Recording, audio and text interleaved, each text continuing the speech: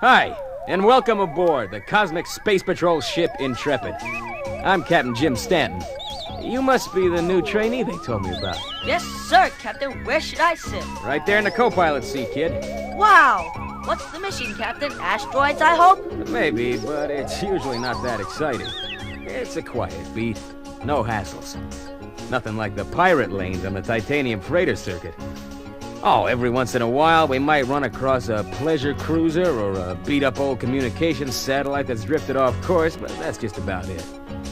Golly, I thought it would be more exciting than that. It has its moments. Now, don't get me wrong. I like my job. Most of the guys I went to school with are punching out silicone chips. They're selling robots door to door. Not me. I've got this baby.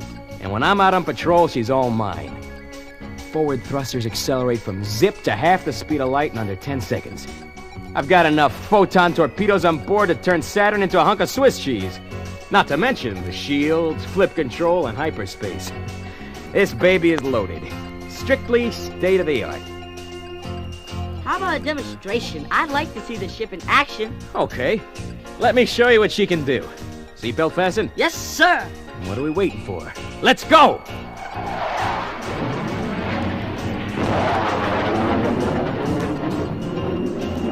Not bad, huh? Hey, what's the matter? You look a little green. Don't worry, you'll get used to it. So, tell me a little bit about yourself. How long have you been in the patrol? 5 weeks, sir. Just 5 weeks? And they've already got you out on a patrol mission? The brass isn't wasting any time with you rookies, are they? Where are you from? I'm from the planet Earth, Captain. Well, I'll be darned. An Earthling. I've got a sister-in-law on Earth. Maybe you know her. Name's Zora 237. She lives in Pan-Asia. I'm afraid I haven't met her. It's a big place, you know. Yeah, I guess so. So, tell me, what's new back on old terra firma? I saw on the ComSat where that last climate control dusting the Euro Republic tried really backfired. They were picking icicles out of the coconut trees. That must have been a sight. How about those biogenetic farms? Those doctors are really doing some amazing things.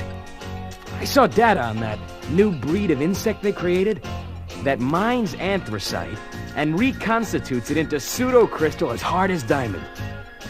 Well, it's quite a place, old Earth, but you know what they say. It's a nice place to visit, but I wouldn't want to live there. You know how it is with us space babies. Once you're born out here, you kind of get used to the zero G's and the wide open spaces. After 1 week on Earth, I'm as nervous as a Protolian android in a jumpsuit. I hear they cleaned up the place a lot after the industrial techno-freeze, and with the Afro Lab program, most of the endangered species are safe from extinction, but I still think I'd opt for the galactic settlements. I like it out here. Man, would you listen to that? The visual particle counter's going crazy. But I don't see anything out there. Neither do I. Maybe we'd better take a closer look. Hold on, kid. Here we go. At 72,000 miles per second, it shouldn't take long to find out what's going on out there. Red alert, asteroid at 3.9 AX vector, mass too large for spec scanner, range 31,000 miles off port wing and closing. Prepare photon torpedoes. Red alert. Well, kid, looks like you're gonna see some real action on your first time out. Tracking readouts indicate this asteroid's headed on a course that will take it right through the Gamma Hydra Farm settlements in Quad 42. We'd better blast it to Kingdom Come right now before it causes any real trouble. We should have visual sighting in just a few seconds. My God! Look at the size of that thing! It's colossal! And it's headed right at us! Shields up! Confirmed, Captain. Shields are up. Rapid-fire torpedoes locked on target? Confirmed.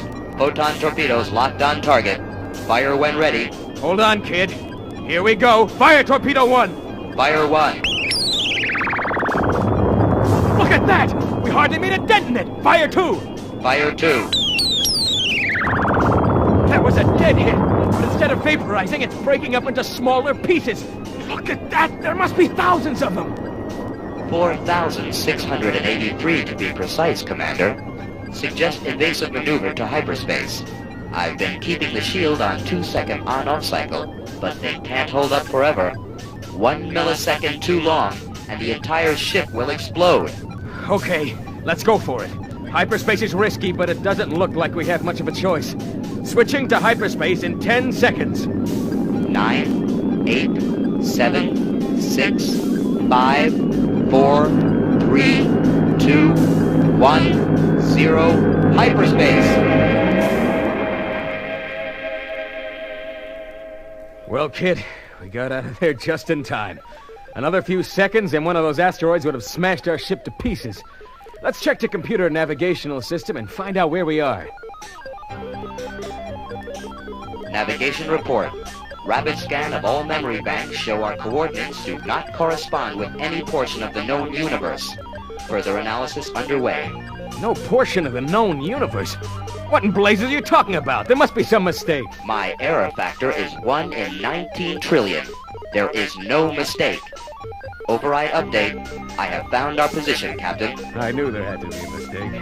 No mistake, Captain. I used the chronological time scanner to locate our position. We are in the solar system of the planet Earth. But there is a slight problem. What's that?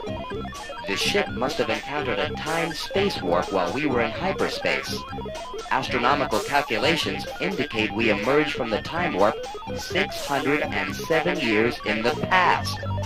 The year is 1983.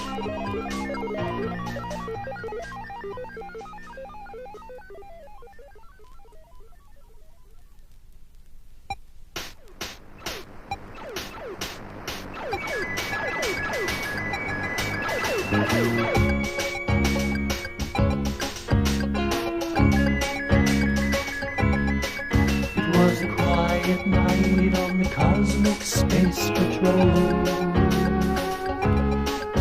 Everything seemed right on the cosmic space patrol. The beat was always the same. Monotony's the name of the game. Making the rounds on the cosmic space patrol. Suddenly the particle counter slipped into the red. Check those readouts, looks like trouble ahead. Something of incredible size, then I saw it with my own eyes. The computer alarm began to shout, it's tripping closer, look out, look out, look out! Asteroids, asteroids. Photon torpedoes ready.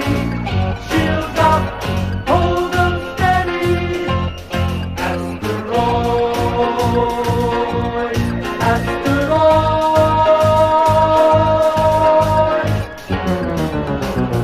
Got one. Asteroids.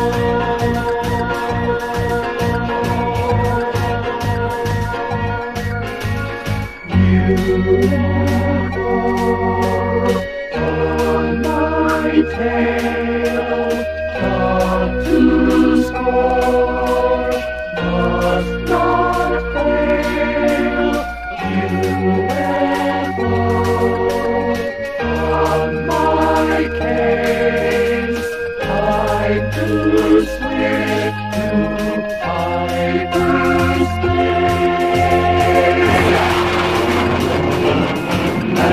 Asteroid, asteroid.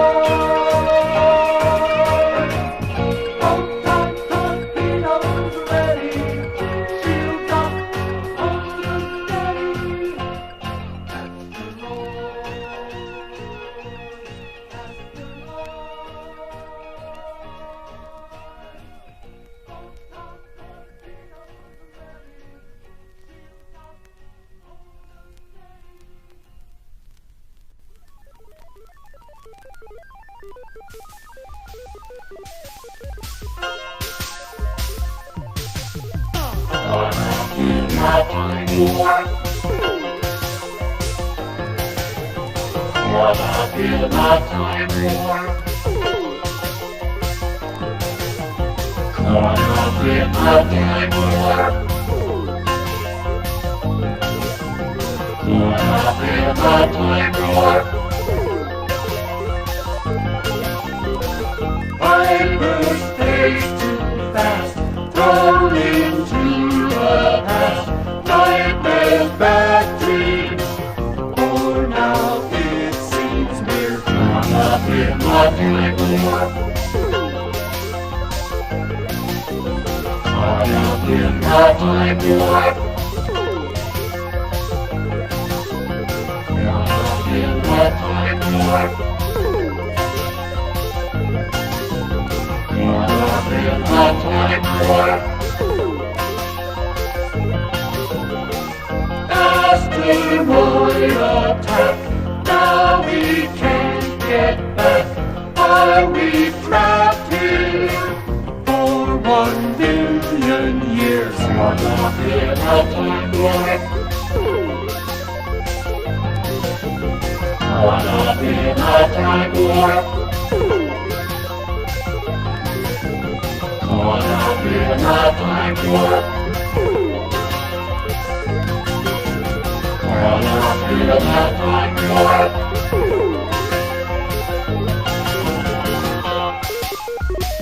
Time warp. Time warp. Time warp. Time warp. Caught up in the time warp. Time warp. Caught up in the time warp. Time warp. Caught up in the time warp. Time warp. Caught up in the time warp.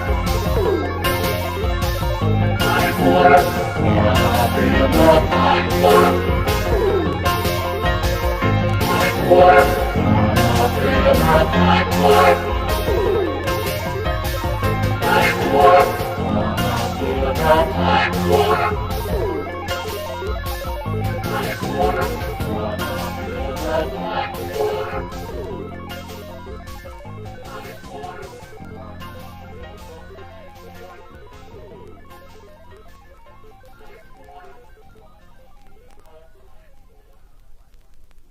While on a routine mission, the cosmic space patrol ship Intrepid has encountered a strange time warp, which has plunged the ship 600 years into the past.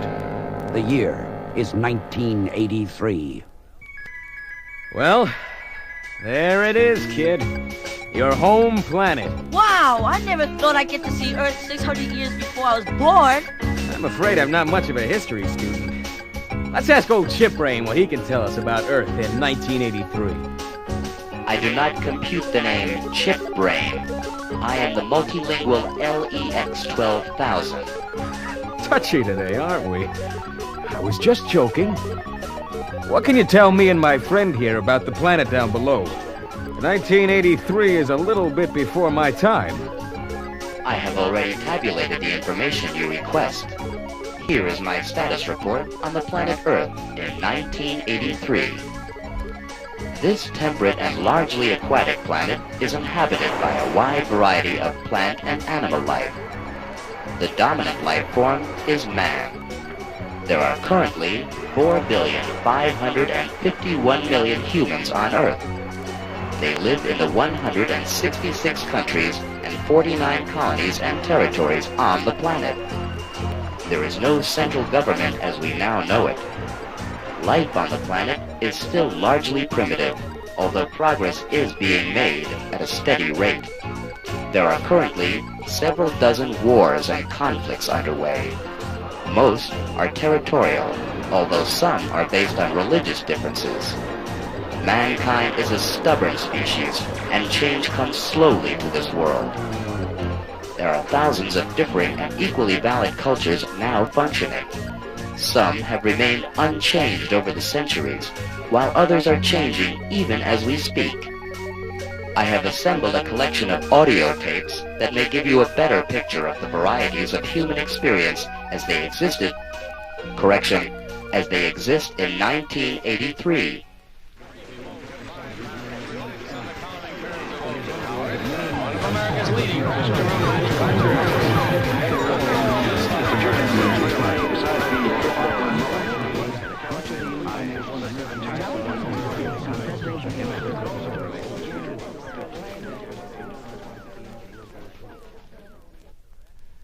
So that's Earth in the 1980s.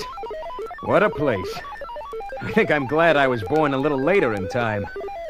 You know, it might be fun to go down and take a first-hand look at the planet, but I'm afraid it might cause a panic.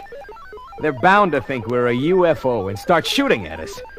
Even if we could talk to them, they would never believe our explanation of how we got here. Besides, we had better start thinking about how we're going to get back to our own time. The ship has enough fuel for only 3 days. After that, it could start to get a little chilly up here. Captain Stanton, I have applied all my logic circuits to our problem, as well as a complete interface between my navigational and astronomical banks. The readouts today are somewhat less than encouraging. The random factor of the phenomena that created the time-space warp make any duplication of the event extremely unlikely. Excuse me, Captain. There is some new information coming in. The particle counter has picked up something in deep space. An asteroid of truly gigantic proportions. Its flight path will carry it on a course dangerously close to Earth.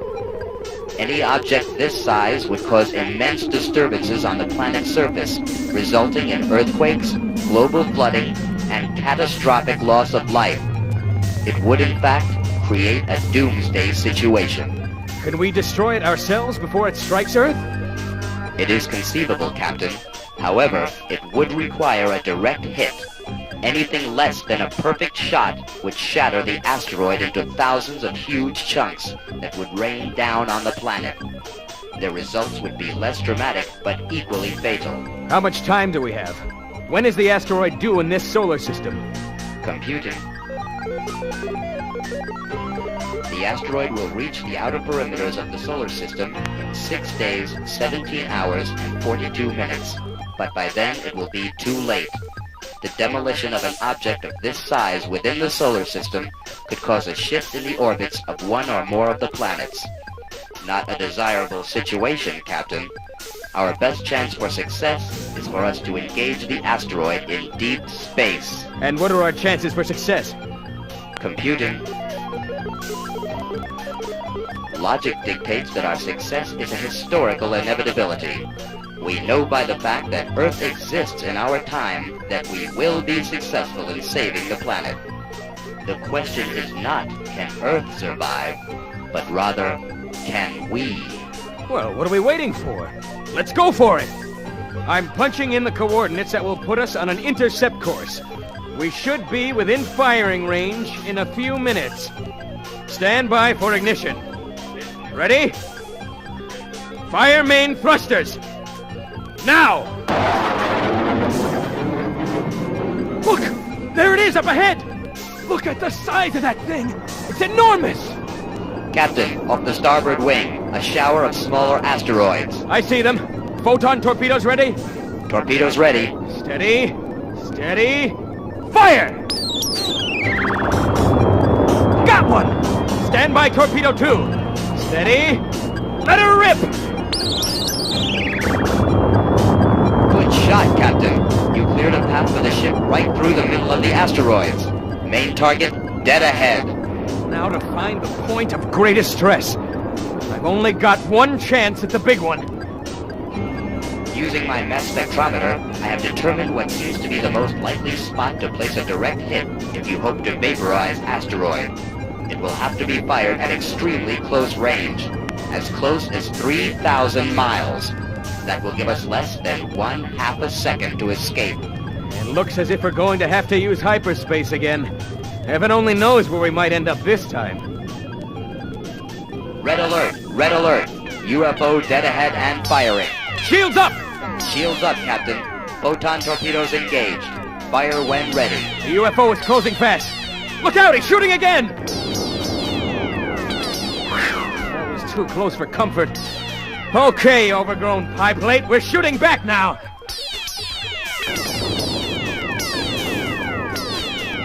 Gotcha! That'll teach you to fool around with the Cosmic Space Patrol. Now, where's that asteroid? Sighted at 60 degrees port. We will be in optimal firing range in 11 seconds. I want a full barrage of photon torpedoes locked on target. Confirmed, Captain. Countdown underway. 9, 8, 7, 6. Hyperspace mode on emergency standby. Good luck, Captain. 3, 2, 1, 0. Fire! Hyperspace! Now!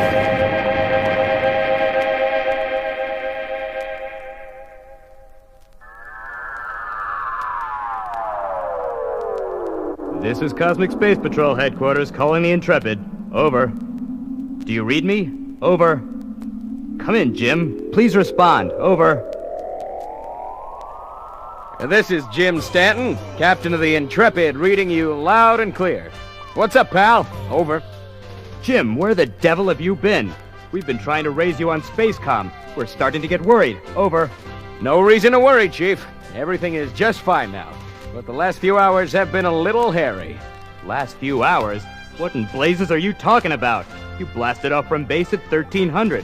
That was only 45 minutes ago. Headquarters is right, Captain. Check the shipboard clock. Our second hyperspace escape thrust us ahead in time, but not quite far enough. We're still slightly in the past. You can say that again. If you insist, Captain. Our second hyperspace escape thrust us ahead in time. Hey, we heard you the first time, Chipbrain. I was only following orders, Captain. I distinctly heard you tell me to say it again. Forget it, friend. Besides, we've still got a full night's work ahead of us. We've got to find and vaporize that first asteroid without slipping into the time warp again. That's one mistake I don't want to repeat. Well, what are we waiting for, Captain? Let's go get them. We'll blast them out of the universe. We'll photon them all the way to... Hey, slow down, old buddy, before you pop a chip.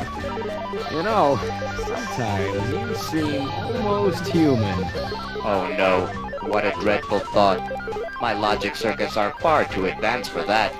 You must be thinking of my uncle, the LEX 950. Computer. Yes, Captain? Let's go to work.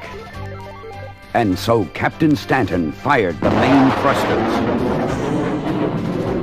And the mighty ship roared off through space in a never-ending battle for planetary safety. It's tough work, but then that's your job when you're a member of the Cosmic Space Patrol.